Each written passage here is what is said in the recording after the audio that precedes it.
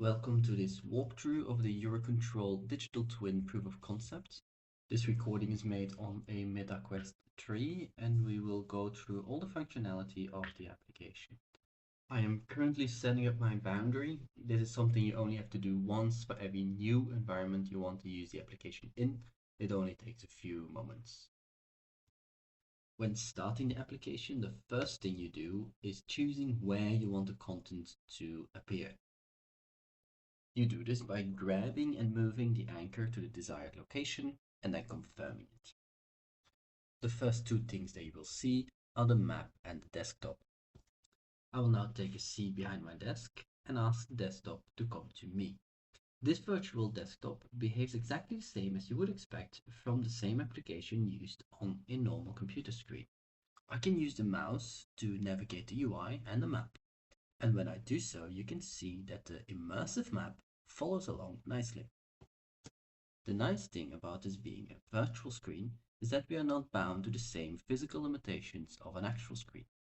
We can make this into a widescreen or make the entire screen larger or smaller depending on our preferences. The screen can also be moved around and placed anywhere you like. Let me now put the screen back and dive into some features. On the left-hand side, we have a list of airspaces. When we select those airspaces, they will appear on the map, both in the desktop and on the immersive map, as a 3D shape. You can also see a 2D version being projected down onto the map itself. When I hover over one of the airspaces in the immersive map, it highlights and shows the ID of the selected airspace. We can open one of the airspaces to see additional information, such as the linked traffic volumes. Opening a traffic volume again shows additional information about this traffic volume. The traffic volume uses the same geometric shape as the airspace it is linked to and is still shown on the map, although in a different color. The graph and numbers in the middle are the demand and load list of the traffic volume. You can switch between them using the drop-down. I am going to select another traffic volume linked to this airspace, and you can see this one has a regulation on it. It is still being shown on the map, but this time in a red striped pattern. Traffic volumes with a regulation on it can have a list of flights that are affected by this regulation. In this case, we have a list of 3 flights. We can show them on the map. This is the ideal moment to go and have a closer look at this immersive map that we've been mentioning before. The immersive map allows us to get a better understanding of the 3D objects that are on the map. As you can see, we can very intuitively use our own hands to navigate all the content in 3D. To take a closer look at something, you can also simply walk around. I mentioned before that you can hover over an item to see the airspace ID. You can also press the item to get a little summary of all the information without the need of the desktop. If you do want to use the whole desktop and you do not want to walk back to wherever you left it, you can summon it to you and use it simply as a touchscreen. I will now isolate one of the flights that we selected before and open it. When you open a flight, you can see all the airspaces that this flight goes through. By default, airspaces are shown in yellow. Those that have a linked traffic volume are shown in blue, and those with a restriction or regulation are shown with a red pattern. Since the airspaces are quite high in altitude, I will use this scale to adjust the height at which they are shown. Currently, I'm only showing the originally filed profile. I can also enable 2 more profiles, which are the rerouted profile and the AI enhanced profile. On the map, we can see these profiles displayed as different colors. White is the original, pink is the rerouted, and green is the AI enhanced profile. We can see that all the profiles have the same departure location, but can branch off and take a different route to reach the same destination. When we zoom in, you can see that the rerouted and AI enhanced profile both avoid the red regulated and restricted sectors. There are also a lot more airspace being visualized now, since we have enabled all 3 profiles with their respective airspaces.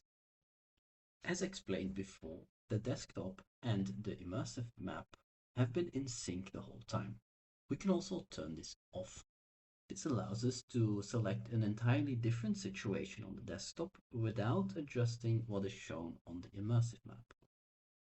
Previously, we were looking at a situation in Spain. I have now opened a situation in Italy here. If we want to update the immersive map as well, we can press the update button or simply turn the live sync function back on. We can now go and have a look at our new situation on the immersive map. Using the live sync functionality is especially useful when in a shared session. When in a shared session, multiple people can look at the same content simultaneously. Let's start one now. After naming the session and confirming the anchor, the session can be found by other users. Let's switch to another user who is working from a different location. When starting the app, the session that was created earlier can be found. By pressing join, the session will open. After joining the session, it will check if an anchor can be detected. Since this is the first user to join the session from this location, no anchor will be found. In this case, the application will prompt the user to place an anchor themselves. When this is finished, all content is loaded in the chosen location. We can now see the situation in Italy where we left off and continue together from there. All remote users are displayed as avatars. This way, users have a physical presence with each other even when not in the same location. The physical presence is further enhanced with the use of spatial audio, which makes verbal discussions as convenient as regular in-person meetings. Of course, it is also possible to join a session when in the same location. Let me get my colleague here to join the session co-located. When joining a session as a co-located user, there already is an anchor present in your environment. This anchor will be detected by the application when the session opens. All content is then automatically aligned correctly.